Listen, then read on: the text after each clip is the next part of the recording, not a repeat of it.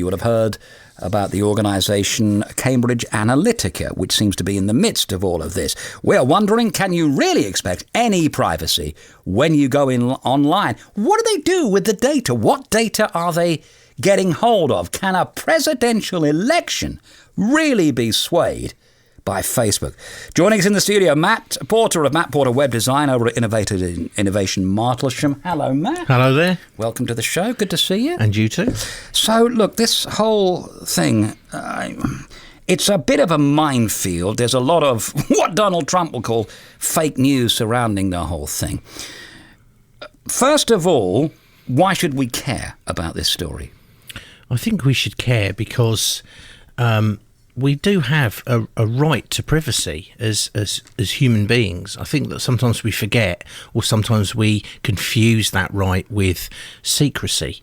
So we do have a right to privacy for information that we hold, or anything about us, actually, that we get the choice of whether or not that information gets shared to the entire world. Isn't that lost somewhere in deep small print on these sites, though, that if you go on them, you have you give up your right to privacy? You do, I think, by default, but there are many places, or there's one particular place on Facebook, which is your privacy options, which goes into enormous detail about how much information you are prepared to share. And by default, that's probably going to be everything within reason. The issues we have here is that we voluntarily give up this information. Without even thinking. One very good example is recently I've seen lots of my friends sharing pictures of them, what they'll look like in 50 years, or what they'll look like as a woman, or what they'll look like as a film star. Right, I've seen those. And so there's a degree of artificial intelligence going on, which is doctoring those pictures for them. But when they go to do that, when they go to actually have their picture doctored, they are going to be asked for permission to access information within their profiles, such as their profile pictures, probably all of them, any pictures they've shared, probably information about them themselves and their friends. That app may want access to their friends list. So what they've done is they think, oh, this is marvellous. I've got this amazingly clever picture at the end of it. But in fact, that company responsible has then gathered information about that person, and that's where this information comes from. You're being lured in by a seemingly innocent thing. And people have probably done this. Whenever you install an app on your phone, the phone comes up. Do you want to give it permission to do this? Oh, I don't care. Yes, fine. What I'm doing there is saying, help yourself to my life. Yeah, I think that in many cases, in the majority of cases, these companies are using the data responsibly. So if you use something like Snapchat or or Twitter or one of those, it will say, can I have permission to make calls on your behalf, or send texts on your behalf, or access your text messages? Because what will happen then is that you'll then confirm your details, or you might lose your password later on. They'll send an automatic text to you, and the program will read the text automatically. So it's of use. However, if you're giving that information up to somebody that's less trustworthy, they are reading your texts. You're giving these people permission to access your data to make your life simpler, supposedly, or to have fun. How useful, realistically, though, Matt, is this data? I mean, we've seen the headlines. Brexit was affected by it. The Trump presidency election was affected by. Is that really true? With especially mobile devices, which the majority of social networking is now takes place on mobile devices, that we'll have GPS sensors in those devices.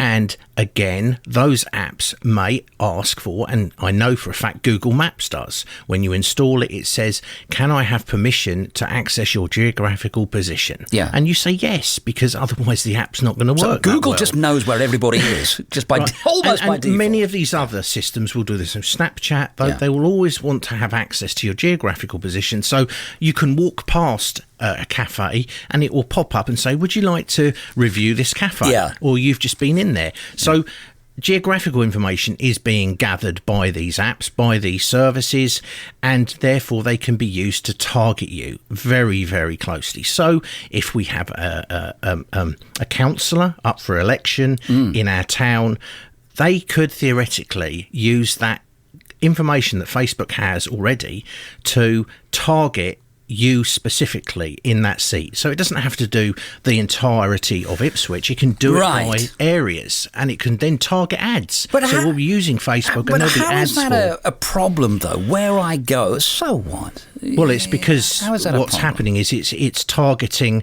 perhaps negative information to you. Right. So if it knows that you live in Ipswich and it decides we want to smear the opposition or the competition to my seat, then I can start placing negative adverts on my timeline, and you read them, and it can then over time supposedly influence your decision about whether or not you will vote for somebody. If that is an example.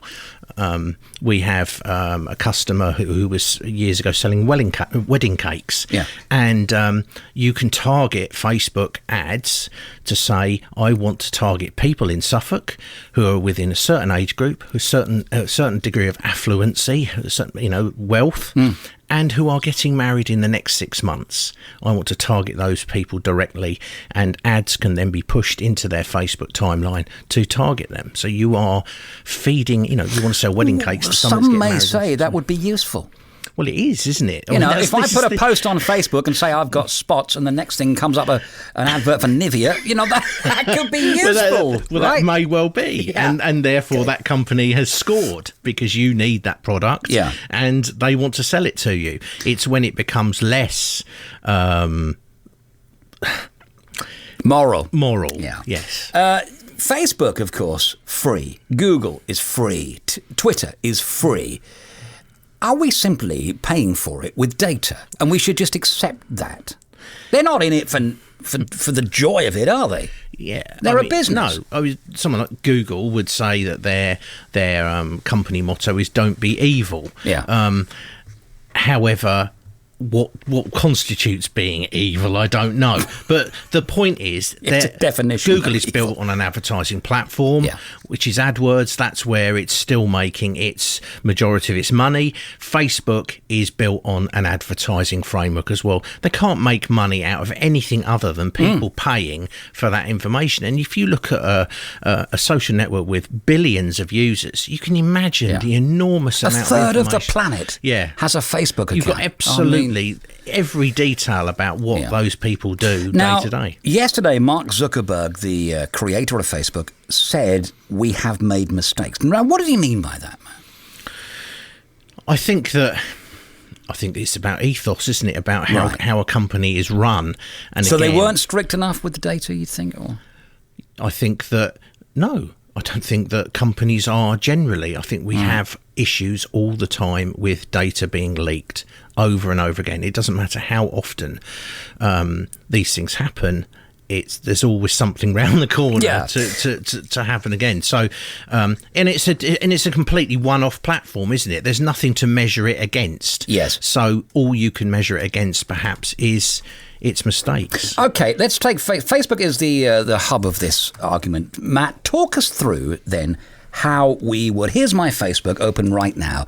How would I best protect my data? You see on the top left-hand side menu. Yes. There is a black question mark. Yes. Which, if you click on that, and then there's probably one of the options there is... You got settings? I think actually near the top, does it not say about privacy? It did on mine. No, it doesn't. I've probably waved mine. Let's go to settings, see if we can get it that way. And then if you down the left-hand side there... privacy. There we go. Yeah, there you go. Issues there. Right. And also the important one, in my opinion, is apps. Yeah. So right down the third block there is apps. These are are the apps that you would have given permission to access your data, so you can go and review these things. I cannot ever recall giving Just Eat Well, there you go. Permission to look at that. Well, that is very interesting. Some of them I'm aware of. Yeah. Some of them I'm happy with. Instagram and Photoshop and all of that. That's right. So, but there's some there that I don't recognise. Yeah. See, That's I can see incredible. there you've given DJI a permission because you want to live stream your drone. That's right. So that's kind of a legitimate issue. Well, that is interesting. Them, but there are ones. So all these companies here, and there must be 30 here. Yeah, they've all got access essentially to. I would argue that that's quite a small list generally for Facebook users. So I've been quite well behaved. I mean, you're relatively switched on these things, so you wouldn't just be giving all kinds of things. But you imagine all the games that become very popular on Facebook. Candy Crush and all of those things, people would be giving them. I've always been of the opinion there's no such thing as a free lunch, and if something is free, there is a payment somewhere, be it data. Somewhere along the line, they're making. They are gaining something for doing it. They vowed never to charge people for access. So there has to be another way. Obviously, which is advertising and data, and it's the sale of data, and that's the key. Is what are they doing with our data? Are they just selling it to the highest bidder, or is there some degree of? It could be going anywhere. Yeah, it could be going anywhere. Well, that is really good advice then. So you go to the settings on Facebook, and you can have a look at privacy. You can have a look at apps. I was surprised, and I'm, as you say, I'm quite switched on, but I was surprised by the amount of companies that have access to my data. So that's well worth checking out. And once I deal with that, Matt, am I relatively secure, or do you still think you have to be really careful? I think you need online? to be. Ideally, you need to be very careful.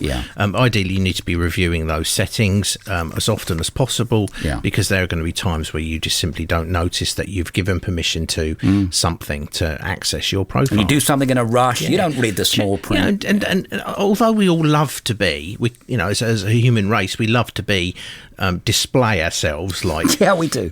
We show off. We want everybody to we want to show off to everybody. We want everybody to see what we do because we want people to turn around and say that's marvellous. You are an amazing person. But we have to also be careful how many people are seeing. There are options in the Facebook settings for who can see your posts, who can see your pictures, and all of those things. And you should be reviewing those and deciding. Well, I'm looking forward to getting a fish food advert through any time as a result of my fish video. Listen, Matt Porter, thank you very much, of Matt Porter Web Design over at Innovation Martlesham. Is there somewhere we can go, Matt, you're aware of, that can give us a nice little page that will tell us how we protect our privacy? Is there some sort of advice out there? I looked. There isn't, is there? There are plenty of places. There are plenty of places there. Just look for. Facebook is a great place. They are quite open with how you should shut down your. Close down your profile. So use the apps themselves. Twitter, Facebook. Snapchat, all of those apps will have quite detailed information about how to protect yourself because they do have a duty of care. All right, great stuff, Matt. Thank you so much. You have a good day.